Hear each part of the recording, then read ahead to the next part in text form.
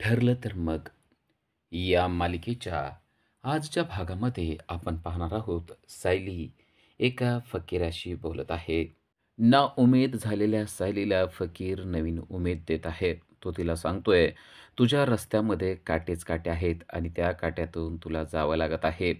असं जरी असलं तरी पायात काटे घुसले, त्यातून रक्त आलं, जखम होणार आहे. पण लक्षात ठेव, ती जखमसुद्धा बरी होणार आहे. कारण जो दर्द देतो तोच दवा पण देतो. तो उपरवाला आहे ना, तो तुझ्या मदतीला आहे. तू काहीच काळजी करू नको. तुझ्या बाजूनच सगळं काय होणार आहे. तुझ्या गळ्यात जे काळे मणी आहेत ना, ते फक्त मणी नाही आहेत. त्यामध्ये खूप ताकद असते. उपरवाल्यानंच तुझी जोडी बांधलेली होती. त्यामुळं तुझ्यावर येणारं संकट हा उपरवालाच घेणार आहे. तू स्वतः काही काळजी करू नको. फक्त त्याच्यावर विश्वास ठेव. तुझ्या मनातल्या सगळ्या गोष्टी तो खरं केल्याशिवाय राहणार नाही. आत्ताचा दर्द तात्पुरता आहे, पण नंतरचं सुख हे कायमस्वरूपी आयुष्यभराचं असणार आहे. त्यामुळं आत्ता होणाऱ्या त्रासाला डगमगू नको आणि माघारी फिरू नको. त्रास झाला तरी पुढं सरकत जा. असा विश्वास जेव्हा तो फकीर देतो, तेव्हा सायलीला देखील बरं वाटतं.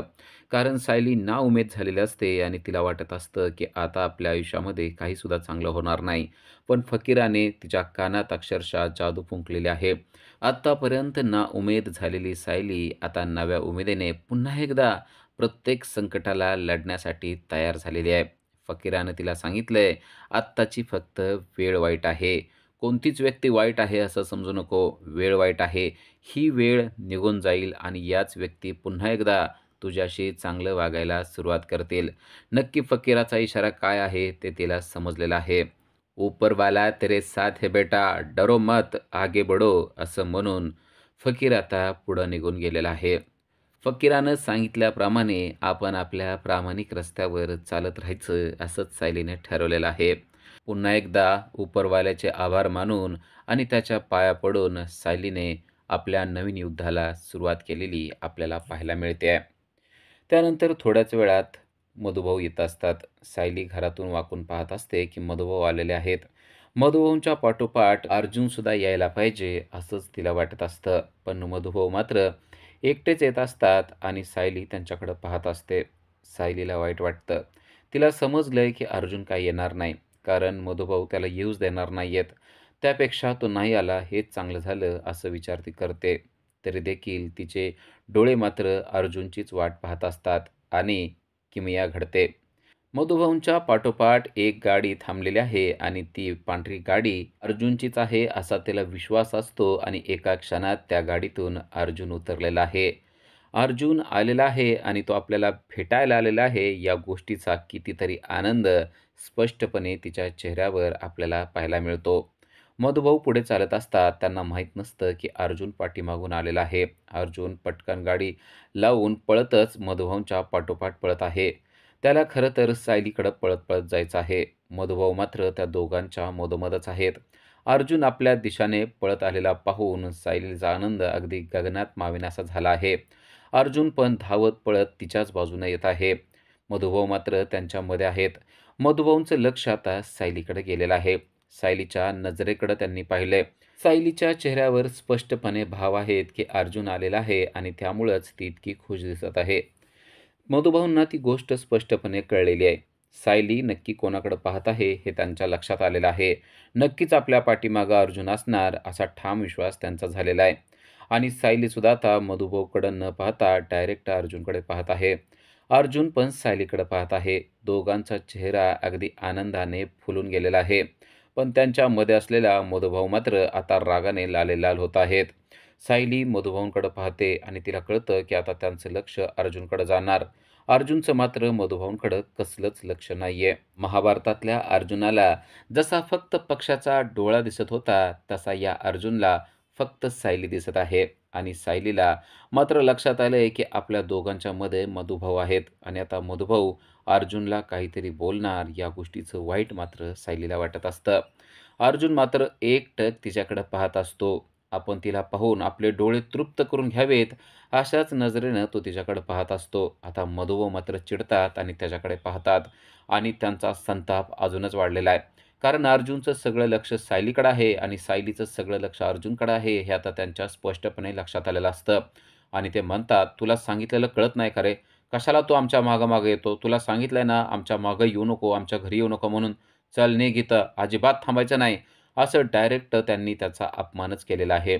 तरी देखील अर्जुनचं लक्ष हे पूर्णपणे सायलीकडेच आहे.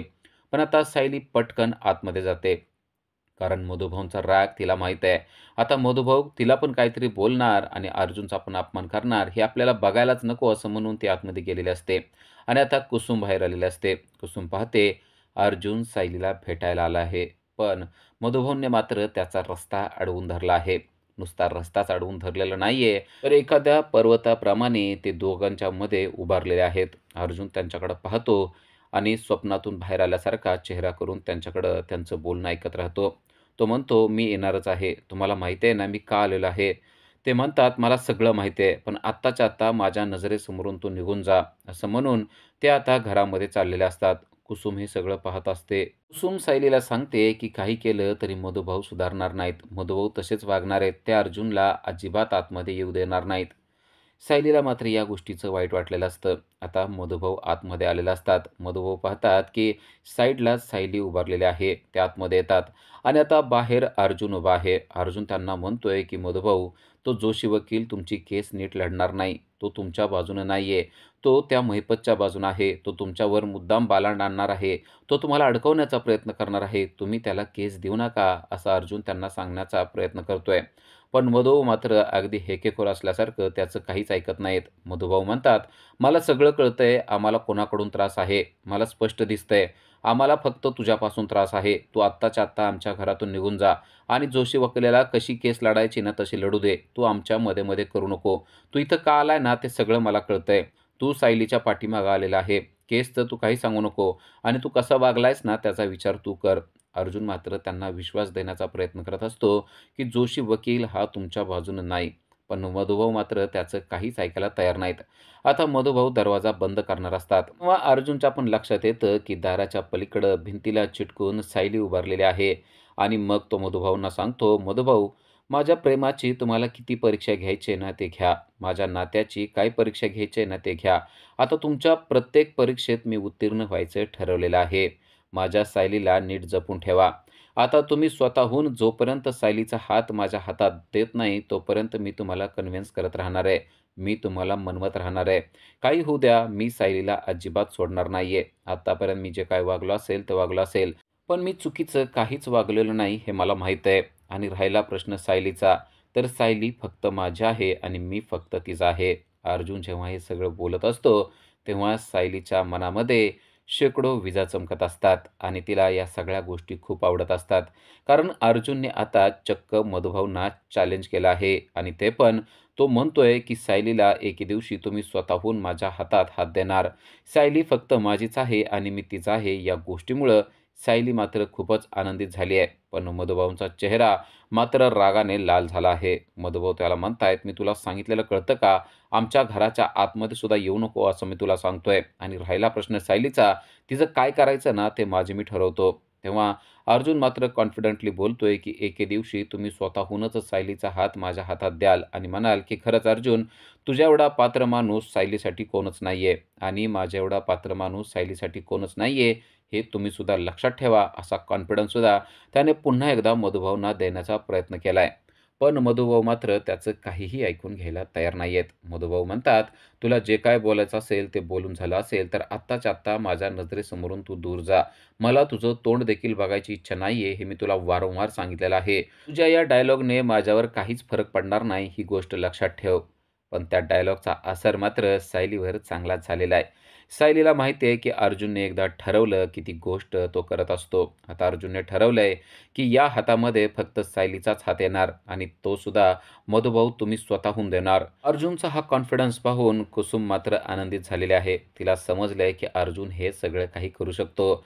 अर्जुनचा कॉन्फिडन्स पाहून चैतन्य देखील छान वाटलेला आहे. चैतन्याला पण माहीत आहे, अर्जुनने जर का एखादी गोष्ट ठरवली, तर तो केल्याशिवाय माघारी सरकत नाही आणि आता त्याने चक्क मधुभाऊंना चॅलेंज केलेलं आहे, की "एके दिवशी तुम्ही स्वतःहून सायलीचा हात माझ्या हातामध्ये द्याल."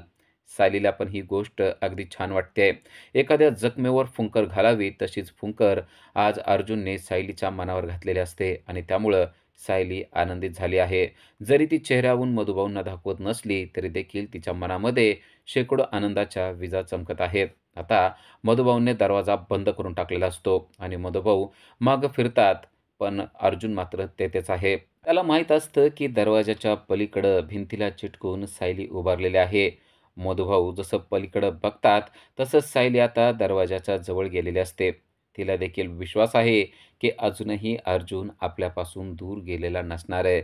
तर अर्जुनला देखील विश्वास आहे की दरवाजाच्या पलीकडं सायली माझ्याकडंच पाहत असणार आहे. जरी दोघांच्यामध्ये दरवाजा असला आणि जरी दोघं एकमेकांना पाहू शकत नसले, तरी देखील दोघांच्या आत्मविश्वासामुळे मधला दरवाजा निघून गेल्याचाच भास होतो. सायलीला असं वाटतं की अर्जुन माझ्याकडं पाहत आहे आणि अर्जुनला देखील असंच वाटत असतं की सायली माझ्याकडं पाहत आहे. दोघांचीही मनं जुळलेली आहेत, त्यामुळं दरवाजा त्यांच्यामध्ये काहीच करू शकत नाही. आता अर्जुनने स्वतःचा हात त्या दरवाजावर ठेवलेला असतो आणि त्याच वेळेला सायलीने देखील त्याच ठिकाणी हात ठेवलेला असतो. अर्जुन आणि सायली यांच्यामध्ये दरवाजा जरी असला तरी देखील त्यांच्या एकमेकाच्या हाताचा स्पर्श त्यांना होतोय, असाच भास त्या दोघांना होतो आणि त्या स्पर्शामुळं दोघांचाही चेहरा अगदी आनंदाने फुलून गेलेला आपल्याला पाहायला मिळतो. सायलीला असं वाटत असतं, की अर्जुन पलीकडे आपल्या हातावर हात ठेवतोय, तर अर्जुनला देखील असंच वाटत असतं, की सायली पलीकडून आपल्या हातावर हात ठेवते. दोघांनाही स्पर्शाची जाणीव झालेली आपल्याला पाहायला मिळते. पण आता दरवाजा उघडला जाणार नाहीये ही गोष्ट अर्जुनला माहीत आहे. तर हीच गोष्ट सायलीला देखील माहीत आहे. मधुभाऊ काही केला दरवाजा उघडणार नाहीत, पण आमची जुळलेली मनं मात्र मधुभाऊ तोडू शकत नाहीत. याचा आनंद मात्र सायली आणि अर्जुन यांच्या चेहऱ्यावर स्पष्टपणे आपल्याला पाहायला मिळत आहे. आता जाणं गरजेचं आहे असा विचार करून अर्जुन मात्र निघालेला आहे. पण त्याने मधुभाऊंना जे चॅलेंज दिलं आहे, ते पूर्ण केल्याशिवाय तो राहणार नाही, हे मात्र खरं आहे. आता रात्र झालेली असते. कल्पना आणि पूर्णाजी अर्जुनची वाट पाहत बसलेले आहेत. कोर्टात नक्की काय झालं असेल असा विचार त्या करत असतात. अर्जुन मात्र अजून आलेला नाहीये, पण प्रिया मात्र त्याच्या अगोदर घरी पोहोचलेली आहे. तेव्हा पूर्णाजी तिला विचारते, "तू एकटीच आलीस का?" तेव्हा ती सांगते, की "हो, मी एकटीच आलेले आहे." "अर्जुन कसं काय बरोबर आला नाही?" असं विचारतात. तेव्हा ती सांगते, की "अर्जुन माझ्याबरोबर नव्हता. मी त्याला जातानाही म्हणलं होतं घेऊन जा आणि येताना पण त्याला म्हणलं होतं, की मला तुझ्याबरोबर यायचंय. पण त्याने मात्र माझं काहीच ऐकलं नाही." तेव्हा पूर्णाजी म्हणते, "मला त्याचा स्वभाव चांगला माहीत आहे. तो तुला अजिबात घेऊन येणार नाही. जाताना पण तू त्याला मी येते म्हणत होते, तरी देखील त्याने ऐकलं नाही." तेव्हा कल्पना म्हणते, "खरंच प्रिया, तुझे ना खूप पेशन्स आहेत. एवढे पेशन्स कसं काय आहेत गं तुझ्याकडं?"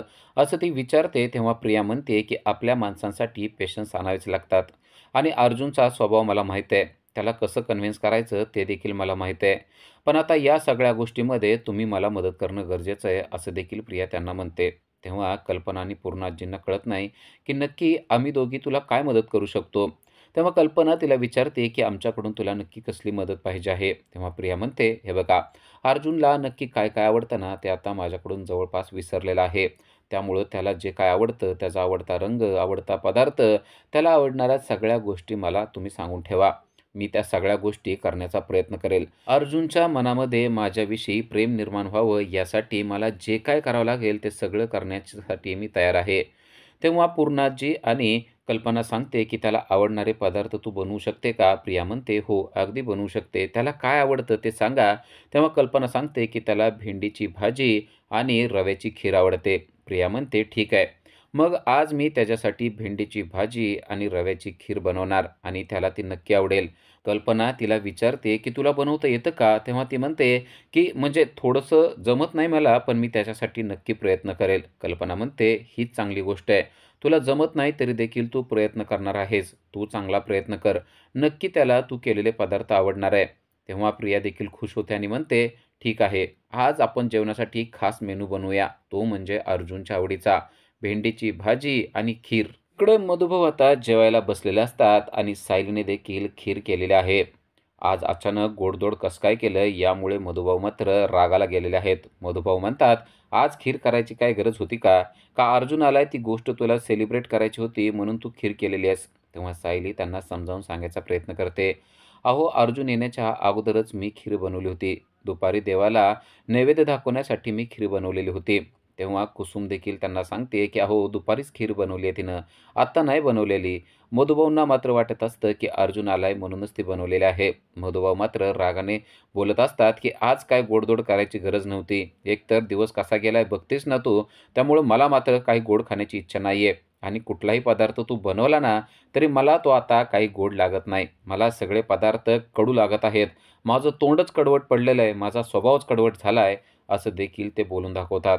कुसुम मात्र त्यांना समजावून सांगायचा प्रयत्न करते, की "मधुभाऊ खरोखरच अर्जुन येण्याच्या अगोदरच हिने हे गोड पदार्थ बनवलेला होता. त्यामुळे तिला अर्जुन येणार आहे हे माहीत नव्हतं." मधुभाऊ म्हणतात, "माहीत कसं नव्हतं? तिला सगळं माहीत असतंय." तेव्हा मात्र सायली त्यांच्याजवळ थांबत नाही. सायली आतमध्ये किचनमध्ये निघून गेलेली असते. इकडे सुभेदारांच्या घरी आता प्रिया स्वतः किचनमध्ये आहे आणि ती भेंडी कापत आहे. तिच्या मदतीला विमल आहे. कल्पना आणि पूर्णाजी पाहतायत की प्रिया आज भेंडीची भाजी आणि खीर करणार आहे. ते सांगतायत, "तुला जमणार आहे का?" प्रिया म्हणते, "मला एवढं काही जमत नाही, पण मी करण्याचा प्रयत्न नक्कीच करणार आहे." पूर्णाजी मात्र खुश झालेले आहेत. पूर्णाजी कल्पनाला सांगतायत, की "आता आपलं घर एका सुरक्षित माणसाच्या हातात आहे ना, या गोष्टीमुळं मला बरं वाटतंय." कल्पना देखील त्यांना म्हणते, की "हो ना, आपण नको त्या व्यक्तीवर विश्वास ठेवला आणि आज आपल्याला त्या गोष्टीचा पश्चाताप होत आहे." अर्जुनचं लग्न तेव्हाच प्रियाबरोबर झालं असतं तर बरं झालं असतं, असं देखील त्यांना वाटत आहे. प्रिया पण या गोष्टीवर खुश होत आहे. प्रिया म्हणते, "आज मी एकदम छान अशी भेंडीची भाजी आणि खीर बनवते. बघा, अर्जुनला नक्की आवडणार आहे." पण कल्पनाला माहिती आहे, की प्रियाला हे काही नीट जमणार नाहीये. कल्पना तिला सांगते, की "तुला जर का जास्त काही जमत नसेल, तर विमलची मदत घे. विमल तुला सगळं काही सांगेल." प्रिया म्हणते, की "हो, त्यांची देखील मदत मला लागणारच आहे." खरं तर प्रियाला विमल जवळ आहे ही गोष्ट देखील पटत नसते. पण आता विमल मात्र तिथून काही जाऊ शकणार नाही आणि आपल्याला देखील किचनमधलं काही जमत नाही. त्यामुळं विमलची मदत घेण्याशिवाय तिच्याकडे आता दुसरा पर्यायच उरलेला नसतो. पूर्णाजी मात्र स्वतः प्रिया स्वयंपाक करायला लागलेल्या आहे या गोष्टीमुळे जाम खुश झालेल्या आहेत आणि त्या कल्पनाला देखील सांगण्याचा प्रयत्न करतायत, की खरोखर अगोदरच प्रियाचं लग्न अर्जुनबरोबर झालं असताना आज आपल्यावर जी वेळ आली ना, ती आलीच नसती. तेव्हा कल्पना देखील त्यांना तीच गोष्ट सांगते. "तुम्ही म्हणतायत ते बरोबर आहे. पण अजून देखील वेळ निघून गेलेली नाहीये," असं देखील कल्पनाने त्यांना सांगितलेलं असतं. पण इकडं विमल मात्र प्रियाची चांगलीच फजिती करत आहे. कारण तिला माहीत आहे, की प्रियाला काहीसुद्धा जमत नाही.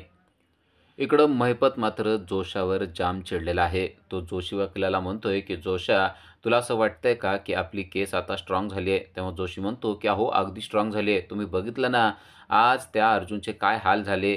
तेव्हा महिपत चिडतो आणि म्हणतो, "अगोदर पाय खाली घे आणि नंतर माझ्याशी बोल. तुला असं वाटतंय का, अर्जुन घाबरून शांत बसणारातला आहे? अर्जुन शांत बसणारातला नाहीये. तुला असं वाटत असेल, की तो शांत बसेल. तो आता अजून काय-काय करणार आहे. आणि तो एकदा बोलतो ना, ते करतो एवढं लक्षात ठेव." जोशी त्यांना सांगायचा प्रयत्न करत असतो, की "आज मी क्रॉस एक्झामिन केलं नाही, त्यामुळे अर्जुनचे कसे हाल झाले." पण साक्षी म्हणते, की "तुम्हाला असं वाटत असेल, तुम्ही क्रॉस एक्झाम केलं नाही म्हणून त्याचे हाल झालेत. खरं तर अर्जुनला समजलंय, की तुम्ही आमच्या बाजूनं काम करतात ते." तर महिपत त्याला सांगतो, की "अर्जुन म्हणजे ना तसल्या बाहुलीसारखा आहे. ती बाहुली नसते का, तिला मारलं की ती बाहुली खाली पडते. पण पुन्हा एकदा ती बाहुली उभा राहते, हे लक्षात ठेव जोशा. तुला आता त्याच्याशी लढणं गरजेचं आहे. त्यामुळं ती बाहुली जरी खाली पडली, तर परत उभारणार आहे, हे तुझ्या चांगलं लक्षात राहू दे. नाहीतर तू अर्जुनला हलक्यात घेशील. अर्जुन हा हलक्यात घेण्याचा विषय नाहीये." तर साक्षी मात्र म्हणत असते, "आता या सगळ्या केसपासून माझी मुक्ती झालेली आहे. आता मला कोर्टात येण्याची देखील गरज राहणार नाहीये. आता लवकरात लवकर या केसमधून मी बाहेर पडणार आहे." तेव्हा महिपत जोशाला म्हणतो, "माझी पोरगी भाबडी आहे. तिला माहीत नाहीये अर्जुन कसा आहे ते. अर्जुन कसा कुणाला गुंतवल सांगता येत नाही. त्यामुळं त्या अर्जुनचं काय करायचं आणि कोर्टात नक्की कसं वागायचं ते नीट ठरव. आणि जर का ही केस तुझ्या हातातून गेली, तर एक लक्षात ठेव, माझ्या या हातानं मी तुझं नरडं दाबेल आणि असं काय दाबेल, की तुला आश्चर्य वाटेल, की आपण तर आत्ता पृथ्वीवर होतो, अचानक आपण मरून वर कसं काय आलो? कळतंय ना तुला?" तेव्हा साक्षी म्हणते, की "अहो, ते तुमची मज्जा करतायत, जोक करतायत, तुम्ही हसावं म्हणून बोलतायत." आणि मग महिपत हसायला लागतो आणि म्हणतो, "माझा सेन्स ऑफ ह्युमर तुला माहिती आहे ना, जोशा हाच आता तू पण." असं म्हणून ते जोशीला पण हसवायला लावतात. जोशीला खरं तर हसायचं नसतं, कारण महिपतने त्याला दम दिलाय हे त्याच्या लक्षात आलेलं आहे. इकडे प्रियाने आता स्वयंपाक पूर्ण केलेला आहे. प्रियाने भेंडीची भाजी आणि खीर बनवलेली आहे आणि ती सर्वांना म्हणते, "तुम्ही अगोदर जेवायला बसा." कल्पना तिला म्हणत असते, की "अगोदर तू बसलं पाहिजे ना, तू लहान आहेस, मी नंतर जेवू शकते." तेव्हा प्रिया म्हणते, "नाही, अगोदर तुम्ही सर्वांनी बसायचं आणि जेवायचं. तुम्ही सर्वजण जेवल्याशिवाय माझ्या नरड्याखाली घास जाणार नाही." प्रियाचं असं नाटकी वागणं मात्र सुभेदार कुटुंबियांना खरं वाटत आहे. प्रिया अक्षरशः कल्पनाचा हात धरते आणि "तुम्ही अगोदर बसा" म्हणून तिला जेवायला बसवते. अजून अर्जुन आणि चैतन्य आलेले नसतात. अर्जुन येतो आणि त्याला दिसतं की प्रिया इथं आहे. त्याचं तर डोकंच फिरतं. त्याला प्रियाचं तोंड देखील पाहण्याची इच्छा नसते. पण आता त्याच्या पानामध्ये प्रियाच पदार्थ वाढणार आहे हे त्याला समजतं आणि अक्षरशः अर्जुनने डोकं धरलेलं आहे. त्याला खूप राग आलेला आहे. कारण त्याला प्रियाचं तोंड पाहण्याची देखील इच्छा नाहीये, पण आता तिने केलेले पदार्थ खाण्याची वेळ त्याच्यावर आलेली आहे. या गोष्टीचं कितीतरी वाईट त्याला वाटत आहे. अस्मिता मात्र अर्जुनची मजा घेत आहे आणि प्रियाला सांगते की अर्जुनला जेवायला वाढ.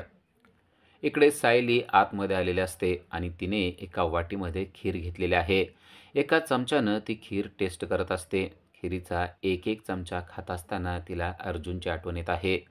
ती खीर जितकी मधुर लागत आहे, तितक्याच मधुर आठवणी तिला अर्जुनच्या येत आहेत. एक एक घास खात असताना तिला अर्जुनची आठवण येत आहे आणि आठवण येऊन तिच्या चेहऱ्यावर स्मितहास्य येत आहे. इकडे कुसुम येऊन पाहते तर सायली आतमध्ये आलेली आहे आणि तिने वाटीमध्ये खीर घेतली आहे आणि ती खात आहे. ती नुसती खात नाहीये, तर टेस्ट करत आहे आणि तिच्या चेहऱ्यावर स्मितहास्य येत आहे. "सायली, तुझं नक्की काय चाललंय? तुला जेवायचं असेल तर बस आणि जेव ना," असं ती तिला सांगते. तेव्हा सायली म्हणते, "मला भूक नाहीये, मला फक्त खीर खायची आहे." असं म्हणून पुन्हा एकदा ती खीर टेस्ट करते आणि तिच्या चेहऱ्यावर पुन्हा एकदा स्मितहास्य येतं. या सायलीचं नक्की काय चाललंय हे मात्र कुसुमला कळत नसतं. पण तिच्या चेहऱ्यावरचे भाव बघून तिला समजतं की हिला नक्कीच अर्जुनची आठवण येत आहे. ते म्हणते, "सायली, तुझं काय चाललंय? तुला कळतंय का?" तेव्हा सायली म्हणते, "काही नाहीये. मी खीर टेस्ट करत आहे." कुसुम म्हणते, "तू खीरच टेस्ट करते ना नक्की? का तुला दुसरं काय आठवतंय?" आणि तिच्या मनामध्ये खरोखरच अर्जुनचे विचार चाललेले असतात. अर्जुन आज मधुभाऊंना जे काय बोललाय ते तिला आठवत असतं. उद्याच्या भागामध्ये आपल्याला पाहायला मिळतं की अर्जुनने चैतन्याला सांगितलंय की आता मधुभाऊंच्या हातातली ती जी तलवार आहे ना, ती मी काढून टाकायला लावणार आहे आणि त्या ठिकाणी पांढरा झेंडा त्यांच्या हातामध्ये देणार आहे. कारण चैतन्याने त्याला सांगितलेलं असतं की तुला अगोदर त्यांना कन्व्हिन्स करणं गरजेचं आहे आणि अर्जुनने देखील ठरवलंय आता मधुभाऊंनाच कन्व्हिन्स करायचं आणि त्यानंतर त्याला समजतं की मधुभाऊ आजारी आहेत. मधुभाऊ आजारी आहेत समजल्याबरोबर अर्जुनने एक फ्री मेडिकल कॅम्पच आयोजित केलेला आहे आणि तो कॅम्प लावला आहे तो म्हणजे मधुभाऊ जेथे राहतात, सायली जिथे राहतात त्याच्या जवळच आणि तो स्वतः तेथे अनाउन्सिंगला गेलेला आहे. Free medical camp, free medical camp असं तो ओरडत आहे आणि मधुभाऊंच्या हाताला हात धरून आता सायली आणि कुसुम त्यांना घेऊन येत आहेत. कारण खरोखरच मधुभाऊ आजारी आहेत आणि त्यांना बरं वाटावं यासाठी फ्री मेडिकल कॅम्प बाहेर लागलेला आहे. तेथे आल्यानंतर सायलीला समजतं की तो कॅम्प अर्जुनने लावला आहे. तेव्हा तिचा चेहरा आनंदाने फुलून जातो. अशाच अपडेटसाठी आजच आमच्या चॅनलला सबस्क्राईब करा. Thank you.